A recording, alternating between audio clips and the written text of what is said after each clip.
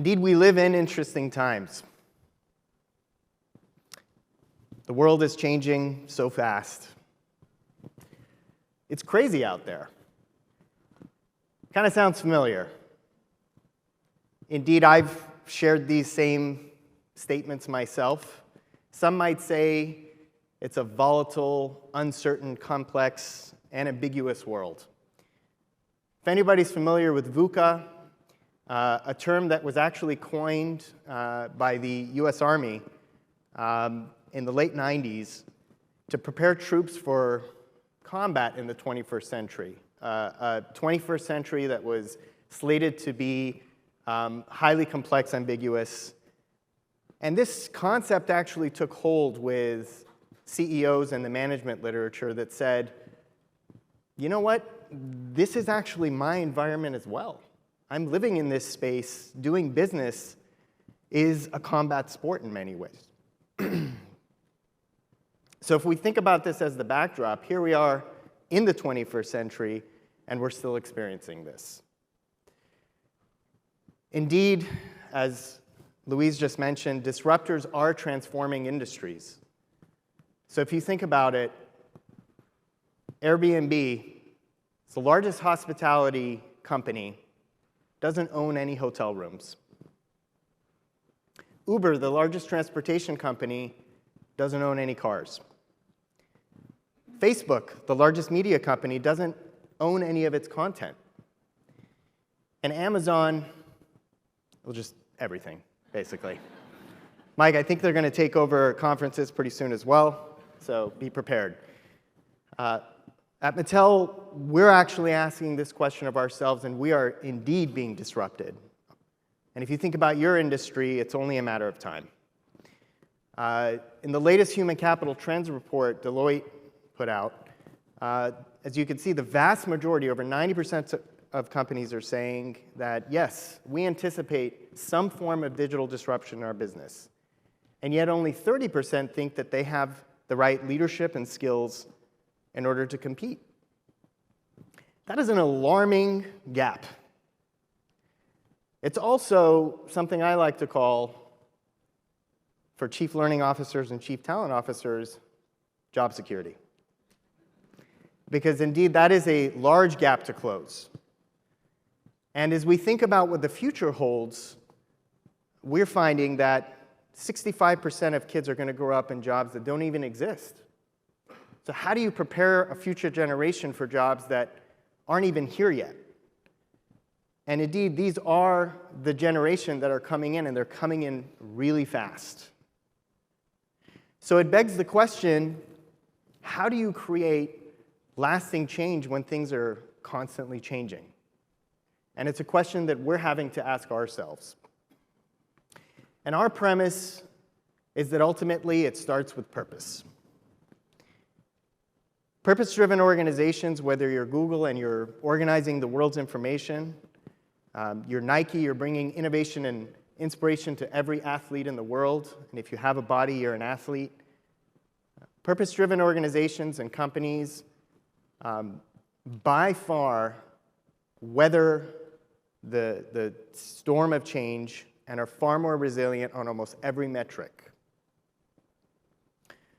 So we've had to go back to our roots, where we started literally in a garage in 1945, a stone's throw from here in Hawthorne, California, among the other icons in the world of innovation. And we really were one of the earliest pioneers of innovation. And over those 70-plus years, we built a company with the world's most iconic brands that should bring a smile to everyone's face, unless you're buying an American Girl doll, because those are quite expensive. But the Barbies, the Fisher-Prices, the Hot Wheels, the American Girls, and a host of licensed product, content, games, and more recently, our foray into digitally enabled toys.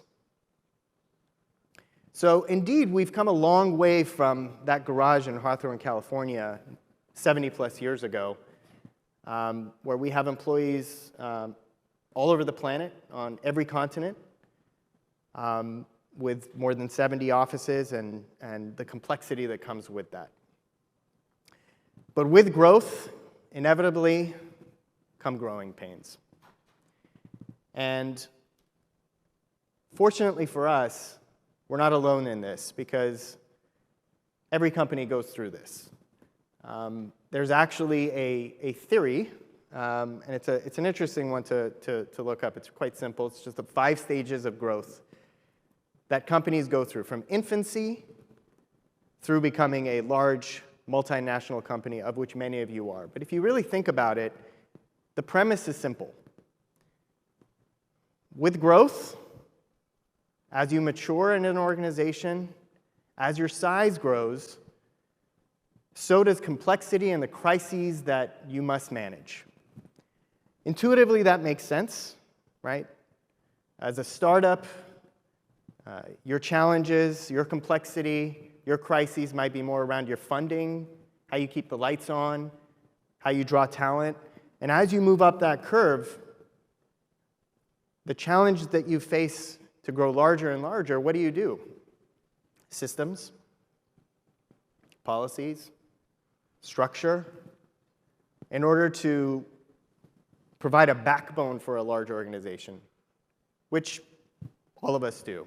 Well, at Mattel, what we realized, almost too late, is that those same systems, structure, and policies and practices that made it so great to be the world's largest toy company started eroding the innovation, the speed of decision-making, and the speed in general that we needed to adapt in this changing world. So what did we have to do? Well, we went back to our purpose. And in fact, through a major journey over the last couple of years, a couple of CEOs, a few CHROs, new senior management team, stock price going up and down, business going through its own transformation, we hit the reset button a little less than a year ago and literally launched the company to the company with our purpose, our promise, and our values. And so as chief learning officers, chief talent officers, you might say, okay, well, that's good. How do you take this almost philosophical concept around purpose, promise, values, which can sometimes be a little lofty? How do you operationalize that in a day-to-day? And for us, it was through leadership behaviors, which is the less fancy way of saying competencies. So how do we take what we hold to be the behaviors that we expect of ourselves and our employees and translate that into leadership behaviors? And at Mattel, we're on a mission to actually drive a mindset that everyone is a leader. Right? Leadership is not title-driven. So how do you do that? Well, we still have this thing called VUCA that's happening all around us. This volatility, this uncertainty. And so how do you build that into your system? Quite honestly, we are in progress in this journey. I think there's a focus group happening now at Mattel as we're still building our model. But I came across a few, I think, apropos concepts that would work here and that are generally well understood, I think, as we think about the leadership behaviors that are needed to operate in this world. This actually came from Bill George, who is the former CEO of Medtronic. He wrote a pretty good article in Fortune magazine earlier this year, specifically around this concept of VUCA, and he calls it VUCA 2.0. And the premise is, through volatility, you need to have leaders who understand how to create, build, and sell a vision. Through uncertainty, you have to have leaders that understand the massive complexity that is around them, but also inherent inside. Through complexity, our keynote this morning, I think, hit it on the head. The courage to not only be vulnerable, but the courage to ask what if and why not, which actually is one of our values. And goes without saying that adaptability, if you don't have a leader that's adaptable and nimble, you've got bigger problems.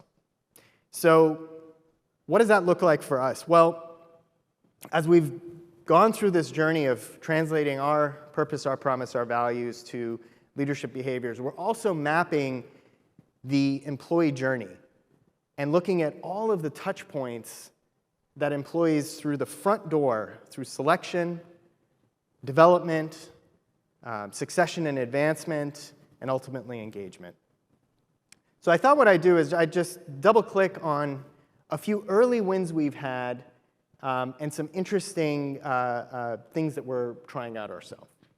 So specifically on the development side, we've employed a really simple approach that has actually yielded really great results, which we call leadership toolkits. And if you think about them as recipes that leaders can consistently use to drive your given initiative. I think as learning leaders, we're often taught to go with the energy of the group, and you never want to kind of give the answer, right? This is one case where, as we're rolling out specific initiatives, we're finding that giving the leaders a very specific set of deliverables and the tools to do it have yielded an immense amount of consistency and engagement. And we've really employed that with our culture change. We've also been playing around with this concept of on-the-go micro-learning and online learning with great results. In the advancement space, this is really about thinking about how do we actually move high-potential development outside of experiences and events and really accelerate them. And action learning, which I think is table stakes in any high-potential program, one thing actually has been really interesting is leader-led development. So we're pulling in leaders from the business and putting the onus on them to teach, to lead, to develop content, to run programs. And that has actually been an incredible ROI on the learning, because the language that leaders from the business speak from a learning standpoint is far different than what we would use. And so we're seeing some great results there. And then finally, on the engagement side, we are trying, operative term there, to embrace this concept of ongoing feedback. And that's through our performance management process, as well as our listening strategy when it comes to employee engagement. And so our view is the days of event-based surveys in due time will find its way to the wayside. And an ongoing, regular listening strategy is sort of the way of the future, especially if you think about your incoming population of employees. And it goes without saying that we talk about through change, communication being important, but for us specifically, that was a huge opportunity area for us. So we have just put our communication on overdrive and then taken it and put it on overdrive again, because indeed, it's never enough. So with that, I'd love to say that we're done, that we've figured it out, that we've got the right answer, and I can give it all to you and maybe write a book and sell it at the next conference. But nope, we're not there just yet. The journey continues. We are still experimenting and really thinking about this concept of starting with purpose, building systems and processes that are fluid, that are adaptable versus fixed, and working our way through it. So with that, remember, stay playful and have fun. Thank you.